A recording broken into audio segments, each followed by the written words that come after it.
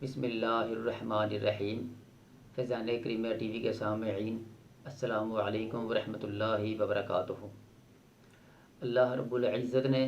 ازل سے 4 مہینوں کو حرمت اور تقدس عطا فرمایا ہے۔ اللہ نے ان مہینوں کو خاص فضیلت عطا فرمائی ہے۔ ان میں کیا جانے والا ہر نیک عمل باقی مہینوں میں کیے جانے والے اعمال کی بنسبت بہت زیادہ فضیلت کا حامل ہوتا ہے۔ ان مہینوں میں ہر نیک عمل کا اجر و ثواب بڑھ جاتا ہے۔ ظاہری و باطنی اصلاح کے لیے یہ مہینے نہایت مؤثر ثابت ہوتے ہیں، اور یہ 4 مہینے ذی القعدہ، ذی الحج، محرم اور رجب ہیں۔ ان میں ذو الحج کا مہینہ خصوصی فضیلت کا حامل ہے۔ اللہ تبارک و تعالیٰ نے جس طرح مہینوں میں بعض مہینوں کو فضیلت بخشی ہے، اسی طرح دنوں میں بھی بعض دنوں کو دوسرے دنوں سے ممتاز رکھا ہے۔ انہی دنوں میں سر فہرست ماہ ذو الحجہ کے ابتدائی 10 دن ہیں۔ ان 10 دنوں کی قرآن و حدیث میں بہت زیادہ فضیلت وارد ہوئی ہے۔ عشرہ ذی الحجہ کی فضیلت کا اندازہ اس بات سے لگایا جا سکتا ہے کہ قرآن کریم میں اللہ تعالیٰ نے ان ایام کا بطور قسم ذکر فرمایا ہے۔ اللہ تبارک و تعالیٰ نے سورۃ الفجر میں ارشاد فرمایا، والفجر ولیال عشر والشفع والوتر، فجر کی قسم 10 اور 10 راتوں کی اور جفت اور طاق کی۔ حضرت جابر رضی اللہ تعالیٰ عنہ بیان کرتے ہیں کہ نبی صلی اللہ تعالیٰ علیہ وآلہ وسلم نے فرمایا،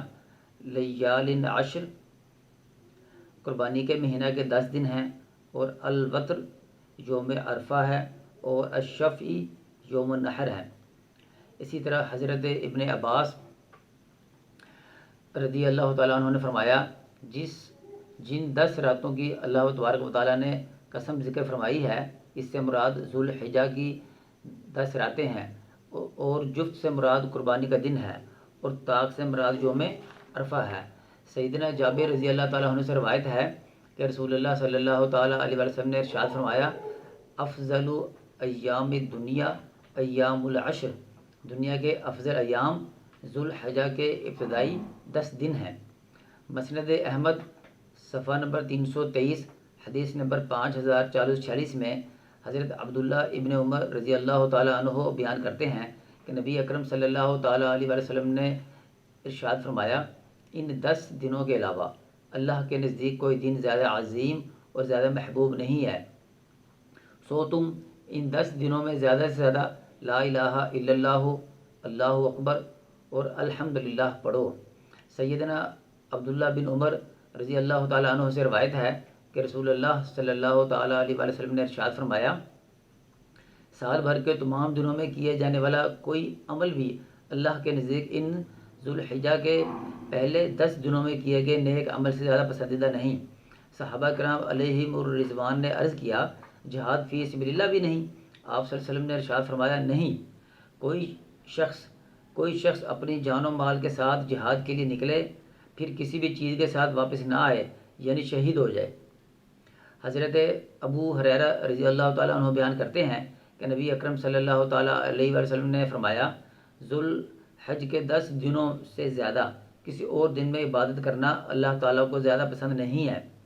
ان میں سے ہر دن میں روزہ رکھنا 1 سال کے روزوں کے برابر ہے، اور اس کی راتوں میں سے ہر رات میں قیام کرنا لیلۃ القدر کے قیام کے برابر ہے۔ ام المؤمنین سیدہ عائشہ صدیقہ رضی اللہ تعالیٰ عنہ فرماتی ہیں کہ رسول اللہ صلی اللہ تعالیٰ علیہ وآلہ وسلم نے ارشاد فرمایا، اللہ عز و جل عرفہ کے دن سے زیادہ کسی اور دن بندوں کو آگ سے آزاد نہیں کرتا۔ اللہ عز و جل بندوں سے اپنی شان کے مطابق قریب ہوتا ہے، پھر اور قریب ہوتا ہے، پھر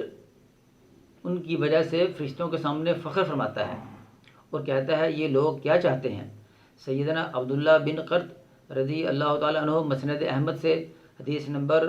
19075 میں روایت کرتے ہیں کہ رسول اللہ صلی اللہ تعالیٰ علیہ وسلم نے فرمایا، اللہ تبارک و تعالیٰ کے ہاں سب سے بڑھ کر عظمت والا دن یوم النحر 10 ذو الحج یعنی عید الاضحیٰ ہے، اور اس کے بعد یوم القر ہے۔ اس سے معلوم ہوا کہ بعد کے ایام کی نسبت پہلے دن کی قربانی، ذکر و دعا اور انفاق فی سبیل اللہ وغیرہ سب سے افضل ہے۔ سامعین ذی وقار، عشرہ ذی الحج کے ایام سب سے بہترین اور اللہ تعالیٰ کے پسندیدہ ایام ہیں، اس لیے ان میں زیادہ سے زیادہ نیک اعمال کرنے چاہیے۔ ویسے تو کسی بھی ماہ کے کسی دن میں گناہوں سے اجتناب کرنا چاہیے، لیکن چونکہ ماہ ذی الحج حرمت والے مہینوں میں سے ایک ہے، لہذا اس میں بطور خاص ظلم و زیادتی، قتل و غارت وغیرہ سے اجتناب کرنا چاہیے، جیسے کہ سورہ توبہ آیت نمبر 36 میں ارشاد باری تعالیٰ ہے۔ ترجمہ: بے شک اللہ کے نزدیک مہینوں کی تعداد اللہ کی کتاب میں 12 مہینہ ہے، جس دن سے اس نے آسمانوں اور زمینوں کو پیدا کیا، ان میں سے 4 مہینے حرمت والے ہیں، یہی دین مستقیم ہے، لہٰذا ان مہینوں میں تم اپنی جانوں پر ظلم نہ کرو۔ سیدنا عبداللہ بن عمر رضی اللہ تعالیٰ عنہ سے مسند احمد حدیث نمبر 5446 میں وہ روایت ہے کہ رسول اللہ صلی اللہ تعالیٰ علیہ وآلہ وسلم نے فرمایا، اللہ تعالیٰ کے ہاں ان 10 دنوں سے زیادہ عظمت والے کوئی دن نہیں، اور ان 10 دنوں میں کیے جانے والے اعمال میں سے زیادہ کوئی عمل محبوب نہیں، لہٰذا کثرت سے تحلیل یعنی کہ لا الہ الا اللہ، تکبیر یعنی کہ اللہ اکبر، اور تحمید یعنی کہ الحمدللہ پڑھا کرو۔ سیدنا عبداللہ بن مسعود رضی اللہ تعالیٰ عنہ ان الفاظ میں تکبیرات پڑھا کرتے تھے: اللہ اکبر، اللہ اکبر، لا الہ الا اللہ، واللہ اکبر، اللہ اکبر، وللہ الحمد۔ ترجمہ: اللہ سب سے بڑا ہے، اللہ سب سے بڑا ہے، اللہ کے سوا کوئی معبود برحق نہیں، اور اللہ سب سے بڑا ہے، اللہ سب سے بڑا ہے، اور تمام تعریفیں اللہ کے لیے ہیں۔ عشرہ ذی الحج کی امتیازی شان کا ایک سبب یہ بھی ہے کہ ان دنوں میں بنیادی عبادات، نماز، روزہ اور صدقہ کے ساتھ حج بھی جمع ہو جاتا ہے، جو کہ صرف انہی دنوں کے ساتھ ہے۔ ترمذی شریف حدیث نمبر 810 میں رسول اللہ صلی اللہ تعالیٰ علیہ وآلہ وسلم نے ان کی فضیلت بیان کرتے ہوئے فرمایا، حج اور عمرہ ایک کے بعد دوسرے کو ادا کرو، اس لیے کہ یہ دونوں فقر اور گناہوں کو اس طرح مٹا دیتے ہیں جیسے بھٹی لوہے، سونے اور چاندی کے میل کو مٹا دیتی ہے، اور حج مبرور کا بدلہ تو صرف جنت ہی ہے۔ چونکہ یہ دنیا کے افضل ترین دن ہیں، اس لیے ان میں زیادہ سے زیادہ روزے رکھنے چاہیے، جیسے کہ رسول اللہ صلی اللہ تعالیٰ علیہ وآلہ وسلم نے کے بارے میں ہے جیسے کہ رسول اللہ صلی اللہ تعالیٰ علیہ وسلم کے بارے میں سیدنا حفصہ رضی اللہ تعالیٰ عنہ فرماتی ہیں، سنن ابو داؤد کے حدیث نمبر 2437 میں ہے، رسول اللہ صلی اللہ تعالیٰ علیہ وآلہ وسلم ذو الحجہ کے ابتدائی 9 روزے یوم عاشوراء، ہر مہینے کے 3 اور ہر مہینے کے پہلے پیر و جمعرات کے دن روزہ رکھتے تھے۔ یوم عرفہ 9 ذی الحج کو کہا جاتا ہے کیونکہ اس دن حجاج کرام میدان عرفات میں جمع ہوتے ہیں۔ یہ وہی دن ہے جس میں اللہ تعالیٰ نے دین اسلام کی تکمیل فرمائی اور اہل اسلام پر اپنی نعمت کو پورا کیا۔ ویسے تو ذی الحج کے ابتدائی 9 دنوں میں روزہ رکھنا سنت ہے، لیکن ان میں سے بالخصوص عرفہ کے دن کی فضیلت بہت اہمیت کی حامل ہے۔ صحیح مسلم کے حدیث نمبر 1162 میں سیدنا ابو قتادہ رضی اللہ تعالیٰ عنہ نے روایت کیا ہے کہ آپ صلی اللہ تعالیٰ علیہ وسلم نے ارشاد فرمایا، یعنی عرفہ کے دن روزہ رکھنے کی وجہ سے میں اللہ تعالیٰ سے امید رکھتا ہوں کہ وہ اس سے پہلے کہ اس سے پچھلے سال کے اور آئندہ سال بھر کے گناہ معاف فرما دے گا۔ ایک بات ذہن نشین رہے، جس طرح ہم رمضان المبارک اور عیدین میں اپنے ہی ملک کی قمری تاریخوں کا اعتبار کرتے ہیں، اسی طرح 9 ذی الحج کے حوالے سے اپنے ہی ملک کی تاریخ کو ملحوظ خاطر رکھا جائے گا، اور اسی دن عرفہ کا روزہ رکھا جائے گا جس دن ہمارے ملک میں ذی الحج کی 9 تاریخ ہوگی۔ ترمذی شریف میں نبی کریم صلی اللہ تعالیٰ علیہ وآلہ وسلم کا فرمان عالی شان ہے، عرفہ کے دن کی دعا تمام دعاؤں سے بہتر ہے، اور سب سے افضل کلمہ جو میں نے اور مجھ سے پہلے تمام انبیاء کرام علیہ السلام نے کہا ہے وہ یہ ہے، لا الہ الا اللہ وحدہ لا شریک لہ لہ الملک ولہ الحمد وہو علی کل شیء قدیر۔ ترجمہ: اللہ کے سوا کوئی لائق نہیں عبادت کے، وہ اکیلا ہے، اس کا کوئی شریک نہیں، اسی کی بادشاہت ہے، تمام تعریفیں اسی کے لیے ہیں، اور وہ ہر چیز پر قادر ہے۔ قربانی اللہ کے خلیل حضرت ابراہیم علیہ السلام کی سنت ہے۔ سیدنا ابراہیم علیہ السلام نے اپنے لخت جگر نور نصر اور سعادت مند بیٹے حضرت اسماعیل علیہ السلام کو اللہ تعالیٰ کے حکم کی تعمیل میں قربان کرنے کے لیے تیار ہوئے۔ اللہ رب العزت کو اپنے ان دونوں بندوں کی اطاعت گزاری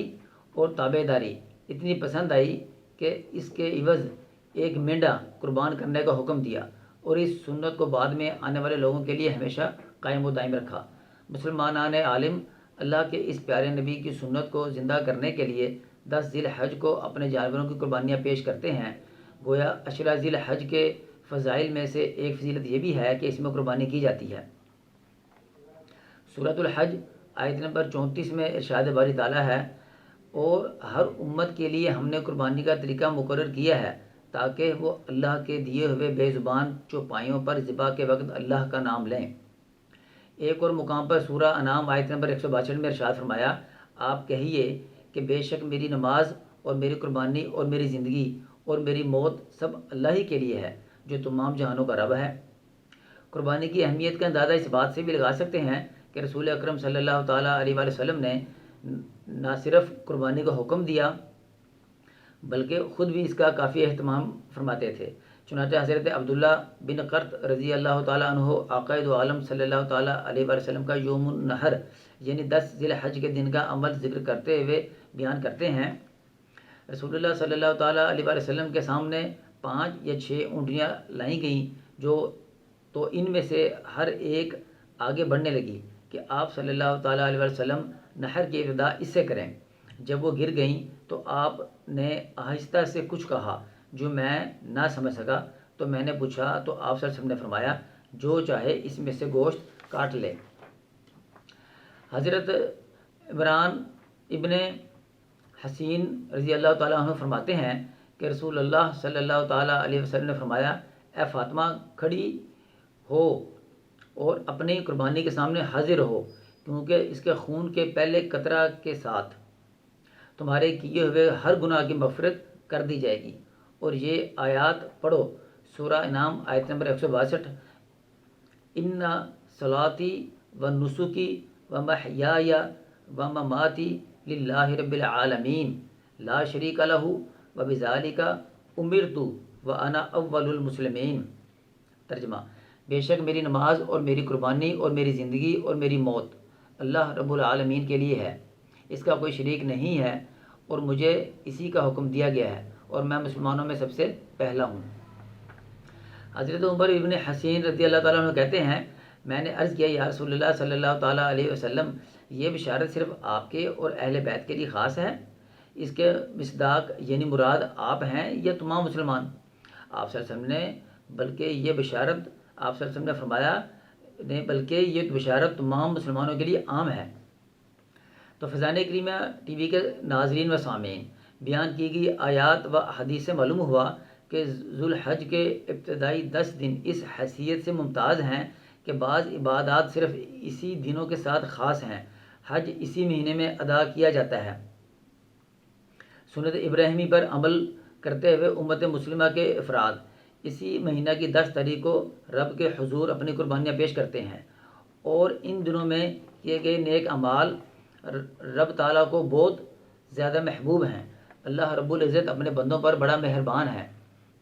یہ ماہ و سال سب اسی کے بنائے ہوئے ہیں، اسی نے سب مہینوں اور دنوں کو